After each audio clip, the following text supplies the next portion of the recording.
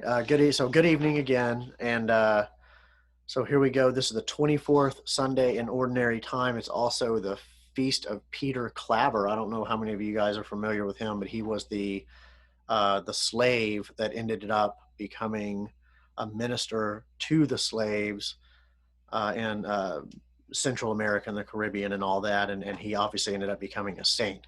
So let's go ahead and open with a prayer in the name of the Father and the Son and the Holy Spirit. O God, who made St. Peter Claver a slave of slaves and strengthened him with wonderful charity and patience as he came to their help, grant through his intercession that, seeking the things of Jesus Christ, we may love our neighbor in deeds and in truth. Through our Lord Jesus Christ, your Son, who lives and reigns with you in the unity of the Holy Spirit, one God, forever and ever. Amen. Okay. Um, so that's actually the prayer for evening prayer for this evening.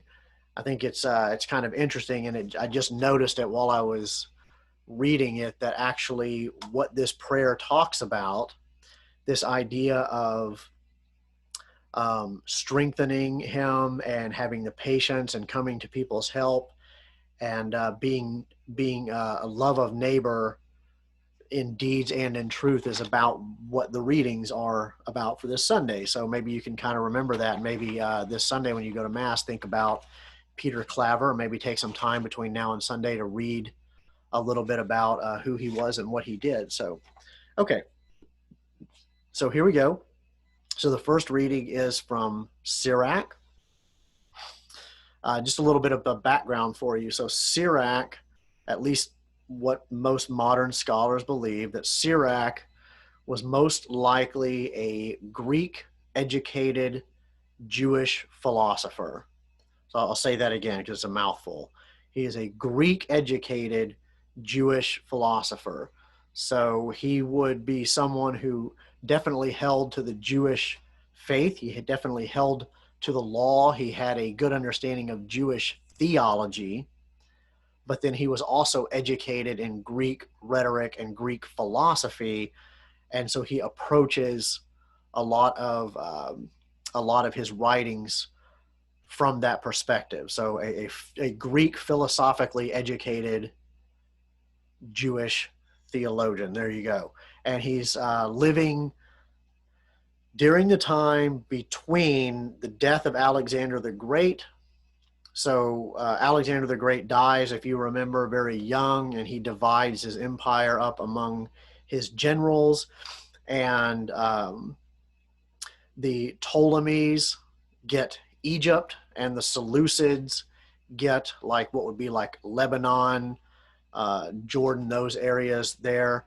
And very shortly after Ptolemy and Seleucid die, their children, who then come into power, start a series of basically constant fighting over the Palestinian area by the Seleucids and the Ptolemies for who's going to control that, because that was basically the road into Asia. So they think that Sirach is living in Jerusalem during the time between the death of Alexander the Great but before the Roman conquest. So during this time of back and forth struggle between the Seleucids and the Ptolemies. So and again, just to kind of give you just a little bit more background, and you'll see when if you go back and read Sirach, which is, I will say, is one of my favorite books of the Old Testament.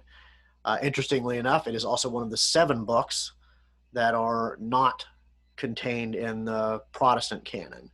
So not only is Sirach this Greek-educated Jewish philosopher writing during this time of Greek-influenced occupation of Palestine, but he is also writing during the time when if the Seleucids, when they were in control, they were very intent on Hellenizing the Jews. And I think we've talked about that before, but just real quick, very, very briefly. So to Hellenize really just meant that they wanted to bring Greek culture to the Jews. And and I say bring it like it was a gift.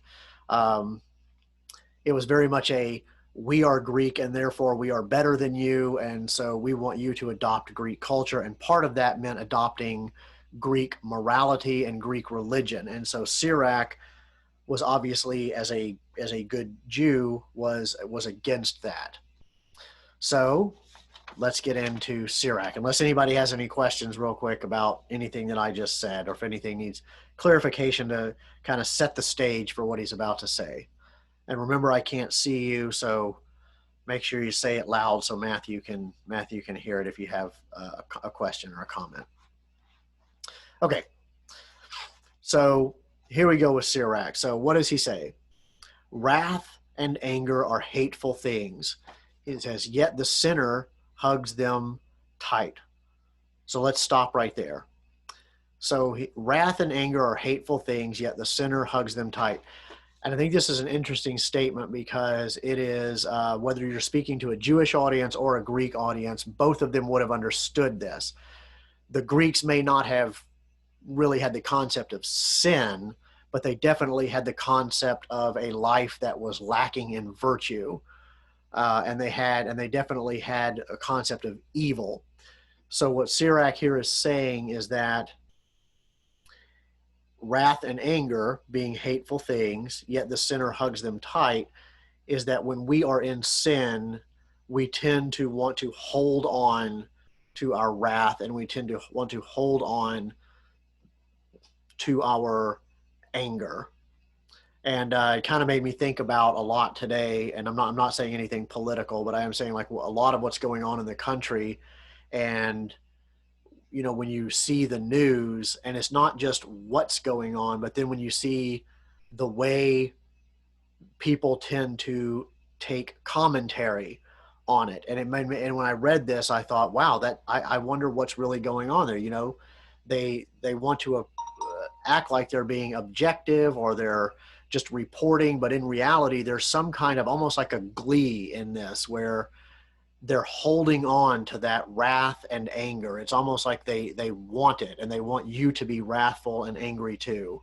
I'm not, again, speaking about any specific person or any specific side, but if you watch the news or you read any news, you can definitely pick up on this. And what Sirach is saying is that if you're going to hold on to that, that is definitely a sinful mentality. I can even remember when I was probably a late teenager, maybe early 20s. I remember something my dad told us. He said it's hard to stay angry at someone that you pray for. And this is because my uncle's the biggest jerk in the world. And so there you go. Apparently it didn't take, but that's what my dad told us. He said, it's hard to be angry with someone that you're praying for. And I think that kind of encapsulates that first sentence there from Sirach. Okay.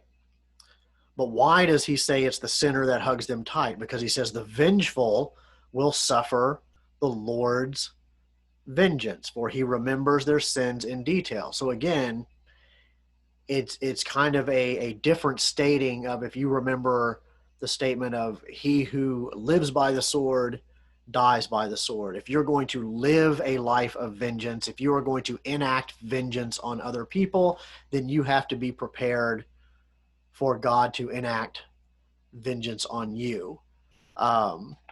C.S. Lewis actually talks about this idea, not specifically of vengeance, but of forgiveness, of anger, of all of these things. And he talks about it kind of like this.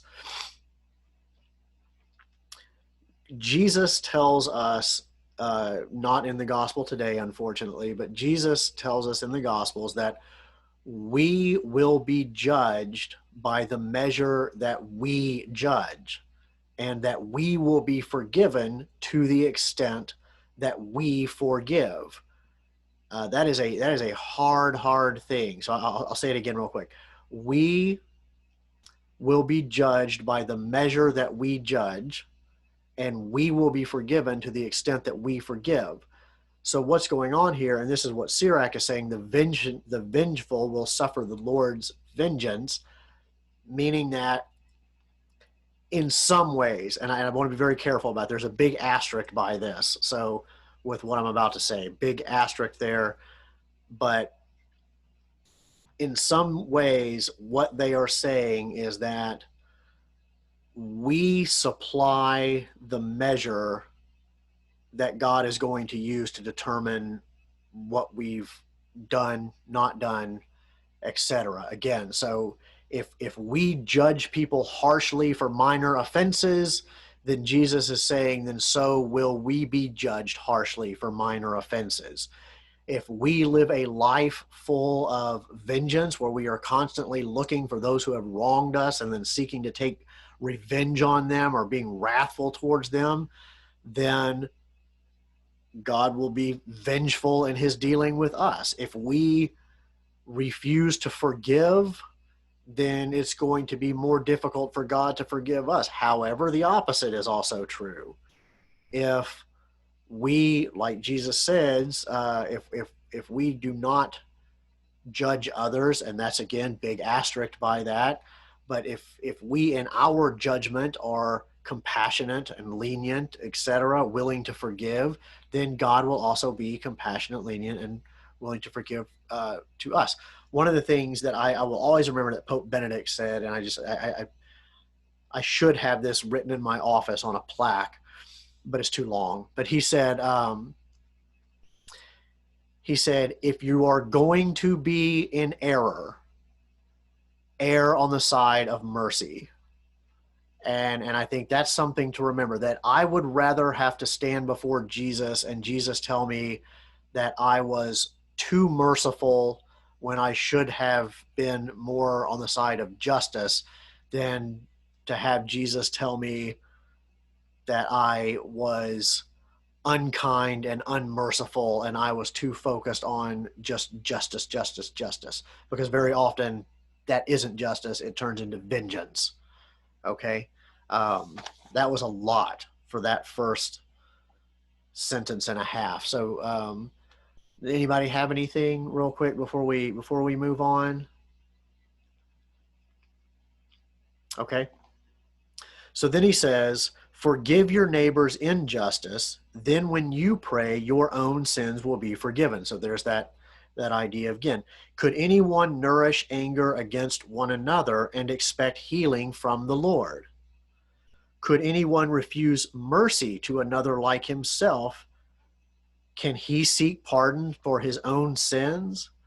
If anyone who is but flesh cherishes wrath, who will forgive his sins?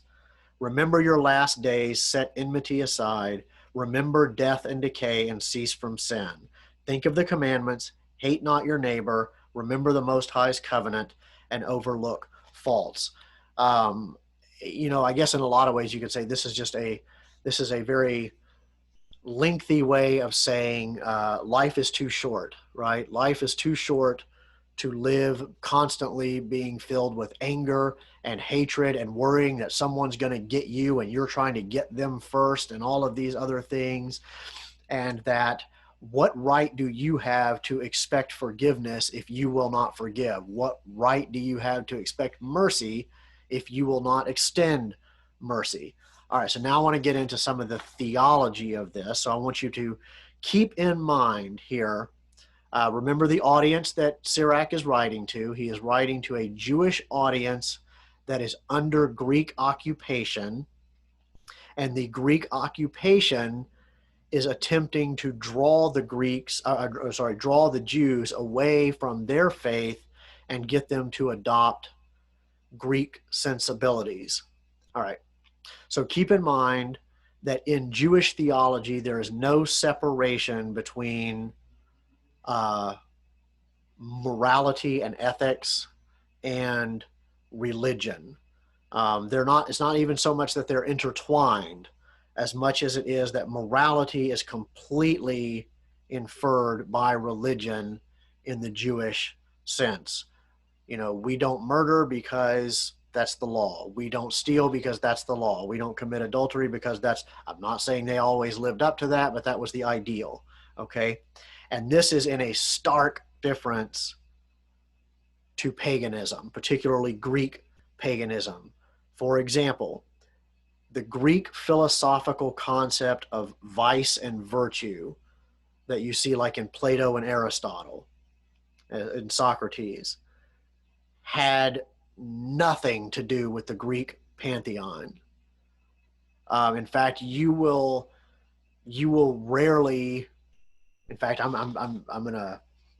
Someone can fact check me on this. I don't mind, but I want to say that in Aristotle's work, the gods, little gods, are never even mentioned, and in Plato, the only place the gods are really discussed is in the Euthyphro question, which is where he asks Euthyphro, is it good because the gods command it, or do the gods command it because it is good?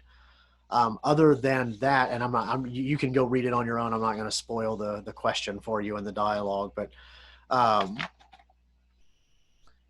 I think in those works, that's really the only time that the gods are meant, that there's even a reference to the pantheon. And by the pantheon, I mean Zeus and Hera and Hades and all of that. Aristotle mentions like the prime mover or the unmoved mover or things like that. But what I'm getting at is, and what Sirach is talking about here, in the Jewish world, morality and religion are one and the same. Their faith and their morality are completely tied to each other. Whereas for the Greeks, vice and virtue had nothing to do with the pantheon of the gods. In fact, if you read any of the old Greek myths, you see that really none of the gods are what you would call examples of virtue. They're actually. Hey, where did I stop? Somebody tell me where I stopped. Got me. Now I know you weren't. None of you were listening. No, nobody was listening. Faith and morality are tied to their religion.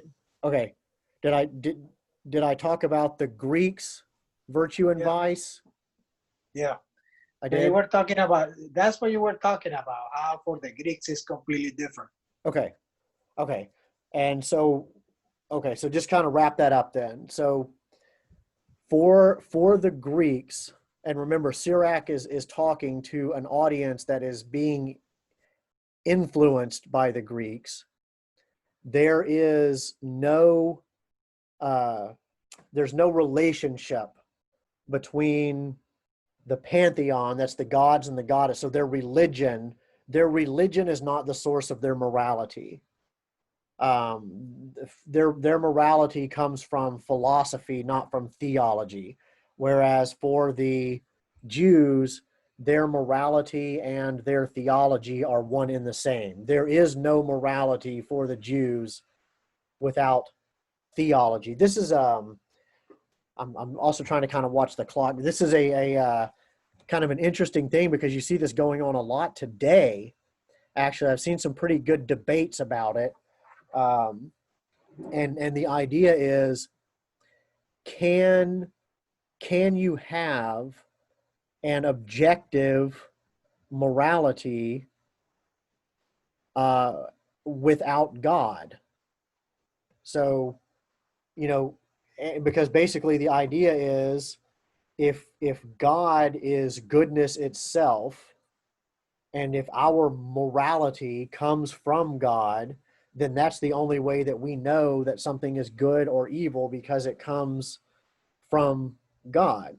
And if you do not believe in God, then good and evil are arbitrary terms that can be defined and redefined however you want to define them. Okay, there's no, you can say, well, I think murder is always wrong. And then someone else says, well, I don't. And then you say, okay, now where does the argument go? It doesn't go anywhere. I mean, the only thing left to do is fight, right? It's that type of I guess you would call it moral relativism, And we honestly, sadly, we're seeing this today, even in the news. You're seeing this. Moral relativism really just leads to might makes right. Whoever has the power and can enforce that power gets to make the rules. Whoever shouts the loudest gets to decide what everyone else has to do, or whoever swings the biggest club, right? So anyway, so like I was saying, what I think is interesting about Sirach here is that because their theology and their morality is so tied to each other, you have now this sense where everything he just said, even without religion, that's just a good way to live, right? Okay, but the problem is if you take the religion away from it, well, then why live that way? Who cares? I was reading something today, and it was about how subjectivism came to be and all this stuff. And the guy, and I can't remember who it was, but he talked about this idea of, he said in the West, in the Western world, so in the United States and Europe today, we have kind of this idea, he equated it to, it's like cut flowers put in a vase, okay? That the foundation of our morality in the Western world is a Judeo-Christian morality.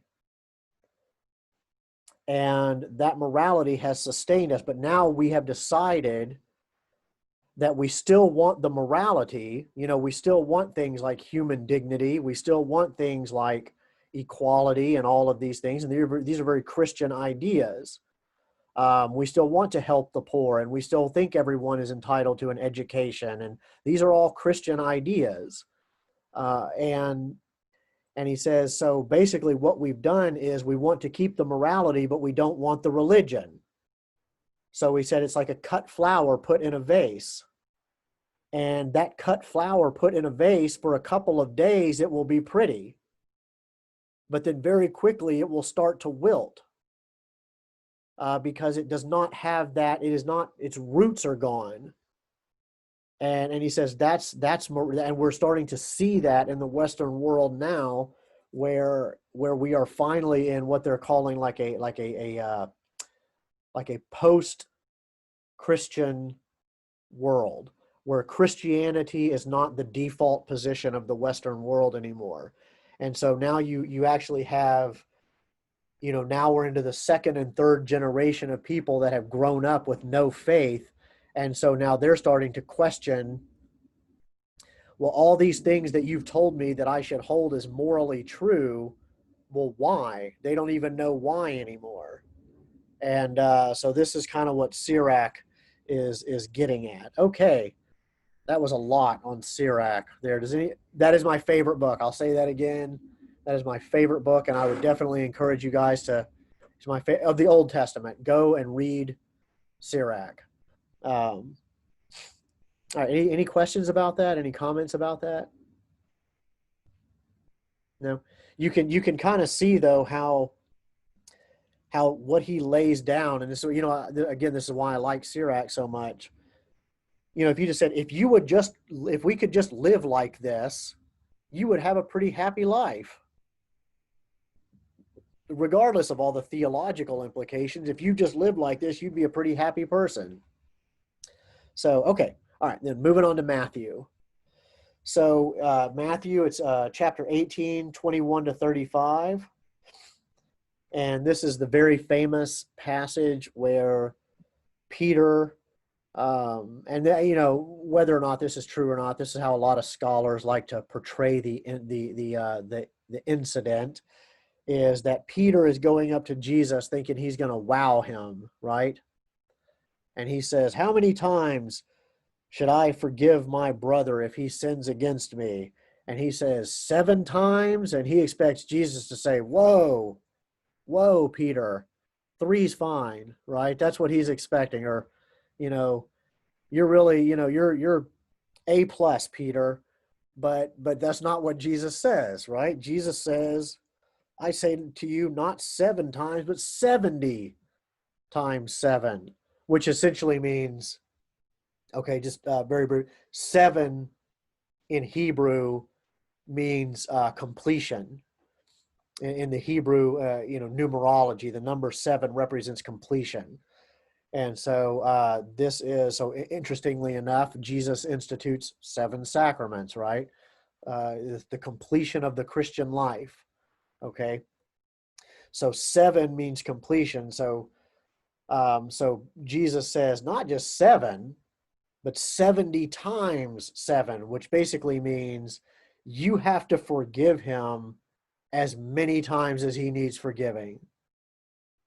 Okay, until the forgiveness is complete. And they didn't like that. Okay. We wouldn't like, I mean, think about it. You probably had someone in your life that you feel like, my goodness, all I do is forgive you.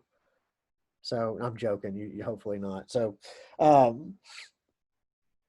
but this is what's going on here. And so you look at it, and it again, it's that very hard reality that I think a lot of times we don't want to acknowledge, and that is that we will only be forgiven to the extent that we are willing to forgive. So if and this is the parable that he gives. It's the one about the man that has the king, right? And he has the servant, and he's going to sell the servant and his family into slavery because he can't pay his debt. And the man is begs for forgiveness, and he says, be patient and I'll pay you back in full. And of course the king is moved with compassion, and so he lets him go and he forgives him the loan. So, which again, obviously the master that here represents Jesus. So Jesus, not only when the man was truly repentant, right, truly penitent, he asks for forgiveness. Not only does the master forgive him, but he also forgives him the debt. So he doesn't say, okay, I'll give you more time, but you still owe me. And of course, to a person in first century Palestine, just like today, this is unheard of. That's beyond just simple mercy. This would be radical mercy. It would be like, one of us, if you missed your mortgage payment and going into the bank and saying, please forgive me, I missed my mortgage payment. I'll pay you next month with extra interest. And for the bank to say, you know what, just forget it. The mortgage is gone. That obviously would never happen, right? Because our world does not really do that, but Jesus does. And Jesus is telling us, you have to do that too. That if someone comes to you asking forgiveness, you have to forgive them. And you have to forgive them for real, not forgive them until next month with interest, but you have to really forgive them. And that can be very difficult. Especially since I prefaced this entire Bible study with my uncle's the biggest jerk in the world, and now I'm telling you that you have to forgive someone absolutely no matter what, right? So I'll clarify that by saying that could take a lifetime. How's that? You could be working on this for a long time, and there are, especially if it's someone that's close to you, it can be a lot harder. It's one of those where I like what G.K. Chesterton said, where he said, Jesus tells us to forgive our neighbor, to forgive our enemies and love our neighbors. He said, this is because these are very often the same people. And he goes on in a non-comical way. And he says, when I'm asked to forgive, a group of heathens on the other side of the world that are doing terrible things to another group of heathens, and I have to say, well, we love all mankind and we forgive them, and that's easy. It's easy to forgive those people because they're not living next door to me. The hard person to forgive is the person that keeps letting their dog go to the bathroom in your yard and doesn't pick it up, right? The hard person to forgive is the person in your family that keeps wronging people in your family. Because that actually requires true forgiveness, not just lip service. It's one thing to pray for the Taliban. It's another thing to pray for your neighbor. Because one of them you have to deal with on a daily basis. The other one you will probably never have to deal with. So this is a radical thing. And then I do want to really quick, Marianne just asked, why did the Protestants remove the book of Sirach? So how about this? Let me finish. We're going to have plenty of time.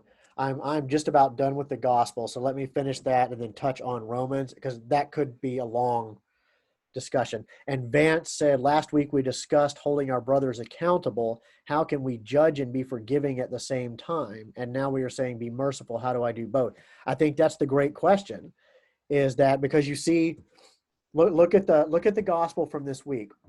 The master did not say to the man, you don't owe me any money.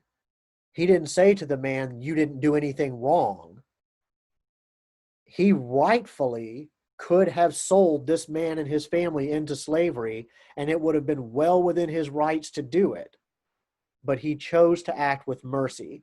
So I think what, and it's kind of like what, same thing kind of Sirach is saying. I even wrote this down, Vance, to link this to last week, that we can judge actions. We can judge the morality of actions.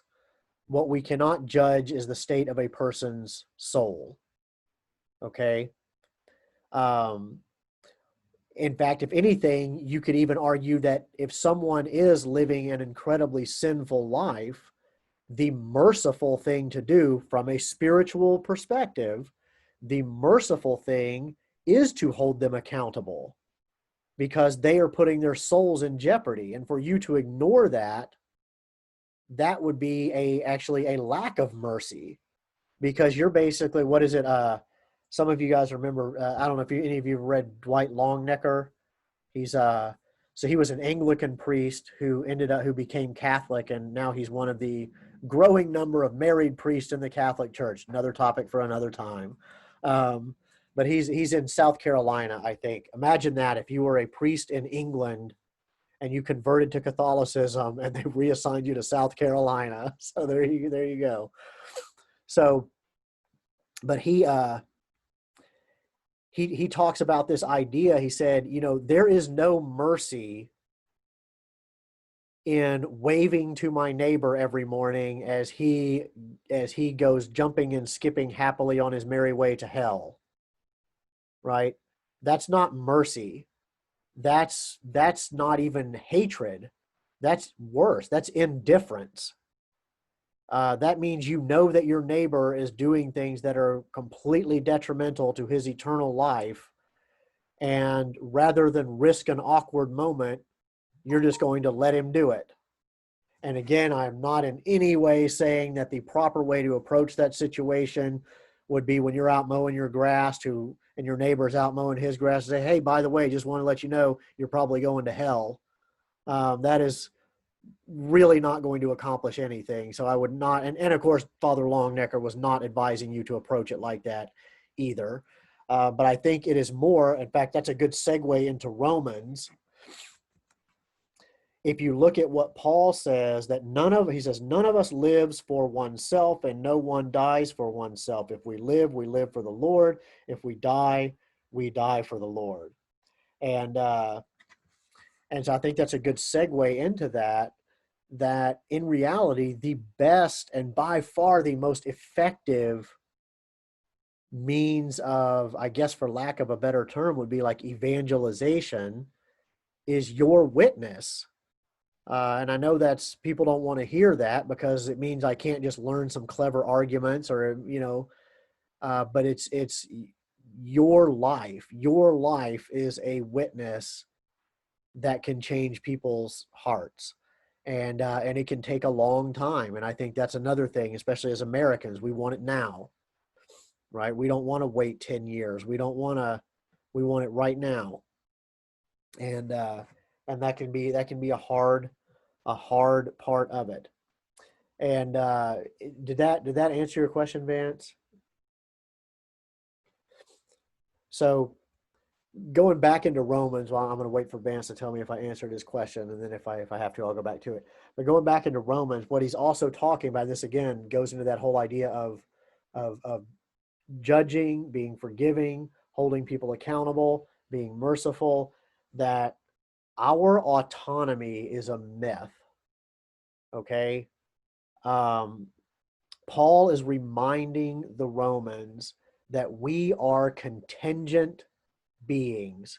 We are totally dependent on powers that are completely beyond any control of ours for our very lives. I mean, you think about it.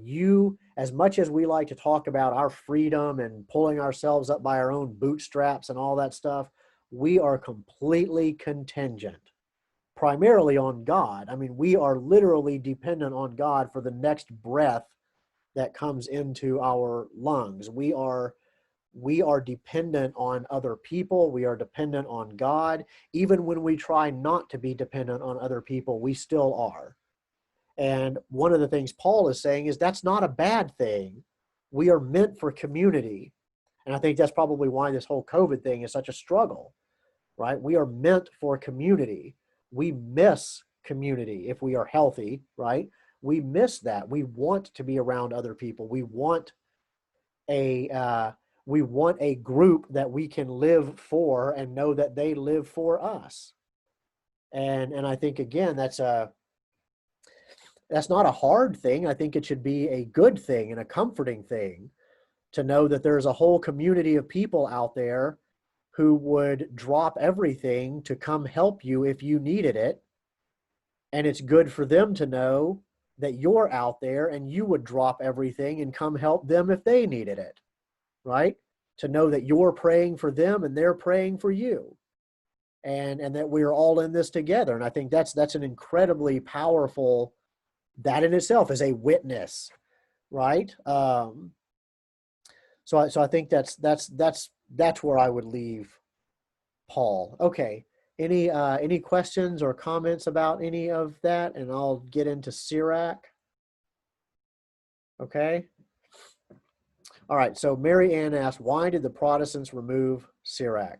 This is I would say, I don't want to give you the short answer because the short answer can lead to confusion and stereotyping maybe. So how's this? I like what one of my professors said. He said, Martin Luther was a pretty good theologian, but he was a terrible historian. How's that? I'll lead with that. So it kind of started with this idea that the Old Testament, the Hebrew canon, so that's what we'll call it, the Old Testament is the Hebrew canon. So it's what the Jews were using, was written in Hebrew. Okay? So the Jews at the time of Martin Luther were using the Hebrew canon that was in Hebrew. The book of Sirach, along with several other books of the Old Testament, most of the ones that he rejected, I think, so they were all written in Greek originally. The original language is Greek. All right.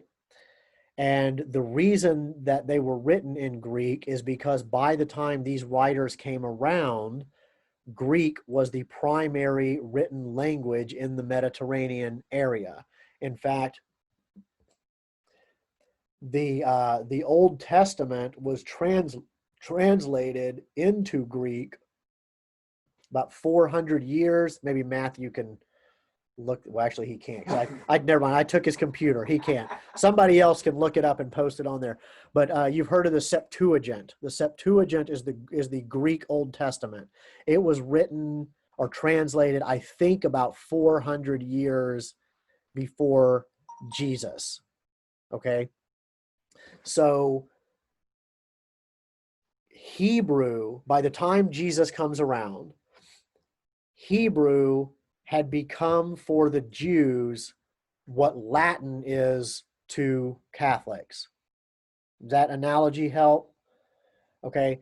Hebrew was by the time of Jesus, Hebrew was a liturgical language. The Jews did not speak Hebrew, they spoke Aramaic. Okay.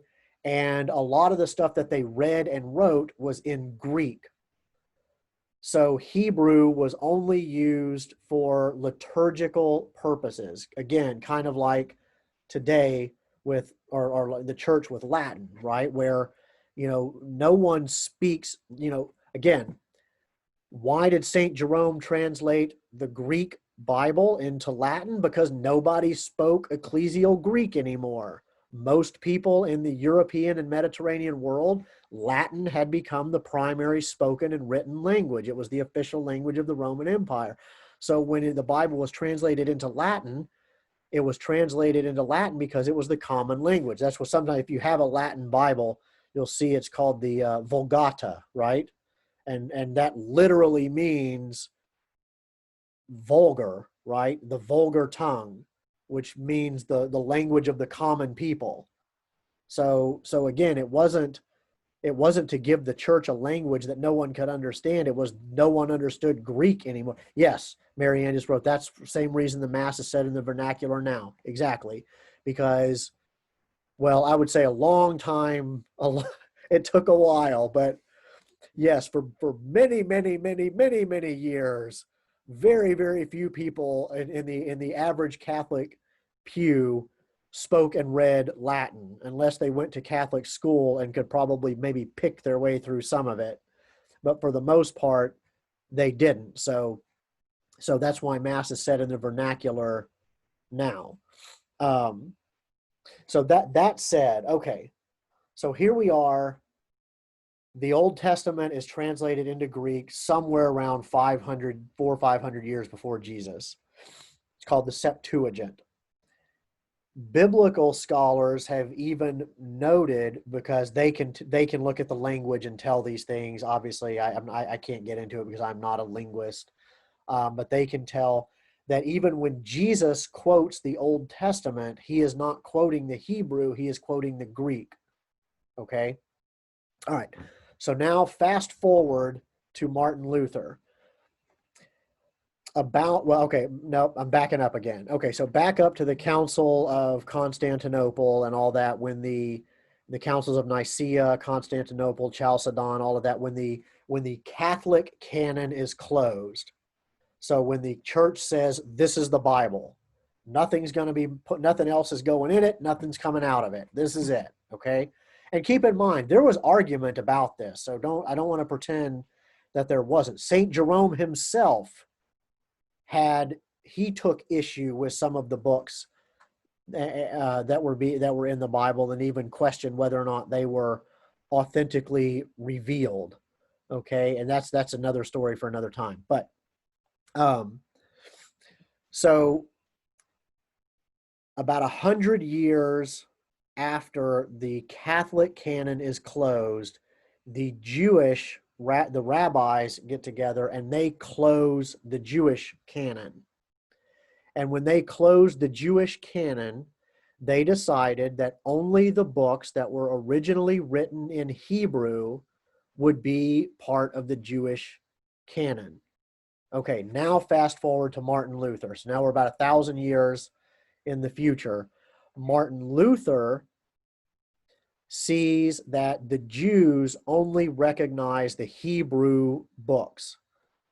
So he mistakenly believes that the Catholic Church added Greek text to the Old Testament that the Jews did not accept. when in reality, the Jews did not close their canon until 100 years after the Catholics closed theirs. Okay, so I would say in that sense, it's a case of mistaken identity. How's that? That's where I said my professor, Martin Luther might have been a pretty good theologian, but he was a terrible historian, where he thought that the Jews never recognized these books. But that is not necessarily true, because the Jewish canon was open until it was still open after the Catholic canon was closed. And the Jews did use those 7 books. Okay, so from there, Martin Luther, however, though, did not take the books out of the Bible. He just questioned whether or not they were inspired. Okay, so he coined the term for them of apocrypha. And he just put them in a section by themselves and said that they were still good to read, but he did not believe them to be inspired. All right. It was not until actually, and this, I guess it just shows you how, money talks, right? It was not until much later when Protestant missionaries started going to the United States. Okay. And they wanted Bibles. And because even at the time of the age of exploration, so the King James Bible, when the King James Bible was originally printed, it was actually illegal to print the Bible without the 7 books of the Apocrypha. It wasn't until later, when they wanted to start printing Bibles by the thousands and shipping them over to America, that they realized if we take these 7 books out completely, it costs a lot less and they weigh less. And when when you can only get so much stuff in a crate on a boat and get it across the ocean, that matters, right? So that's kind of actually how the books finally got taken out. And then that becomes the most popular version of the Bible in the United States, because the United States was predominantly, especially in the South, it was predominantly Anglican, right? We didn't become Episcopal until after the Revolutionary War, remember, because in the Anglican Church, the king or queen is the head of the church, and if we just fought a war to get rid of the king, we can't very well go on calling him the head of the church. So we quit being Anglican and started being Episcopal. So yes, what a convoluted story. Thank you, Mary Ann. Okay. But that's how it happened. There you go. That's how it happened. Did that answer your question in way too much detail? I guess just what I hope is, I guess what I want you guys to see is, it is never as simple as Martin Luther took 7 books out of the Bible. It's not that simple, and that's not even really what happened. You kind of see what I'm saying? And I guess that's just what I want to clarify is it's real life is never that cut and dry. And like I said, that's why I wanted to throw in there, even St. Jerome he took issue. He even wrote letters to the Pope questioning the legitimacy of some of the books that were going to be included in the Bible that he was translating. Okay, so the argument over what was supposed to be in the Bible has always been around. Okay, and it wasn't Martin Luther didn't invent questioning what should be in the Bible. He just did it a lot more forcefully than anyone else had. And ultimately, I guess I think he was wrong. He wasn't. I would say it was kind of almost like kind of a little bit of maybe an invincible ignorance, because given the information that they had at the time, he could not have known that maybe, but we know it today because of discoveries that have been made. But anyway, okay. Quick question. About what was the year that the Catholic Church came together to put the Bible together? So that's in the late 4th century, early 5th century. Okay. Yeah, that's a good, and that's again, it's one of those, and I think it's important to note that, Bob, especially because, for the first 4 or 5 centuries of the Catholic Church, of Christianity, there was no Bible. So, like and again, I'm not ragging on Protestants. I don't want you to think that, but like when you hear someone, talk about, Bible alone, we don't need the church, we just need the Bible. Well, the early church didn't have, the early Christians didn't have a church. They just had, no, they didn't. They didn't have a Bible. The Bible didn't even exist. They had books of the Bible. They had the Hebrew, they had the Old Testament. They had the Gospels that were floating around. Depending on what community you were in, you might have access to John and Matthew, but you wouldn't have Luke and Mark. Or you might have Luke and Acts, but you wouldn't have John. And you would have 3 of Paul's letters, but none of John's letters, or you know what I mean? And then and so you had all of this stuff, and a lot of it was generally agreed upon, but it had not been codified at that time.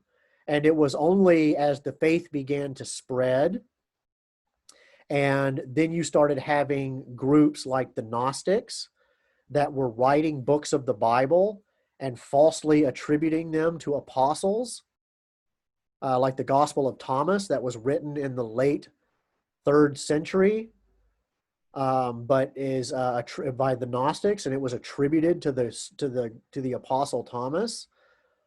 So they were falsifying documents to push an agenda, and the church said, we've got to do something about this because it's going to cause scandal if we have all this stuff floating around. So again, typical Catholic Church. And if I'm not allowed to dog on the Protestants, I can now dog, it's kind of, if you're in the family, you can talk about the family.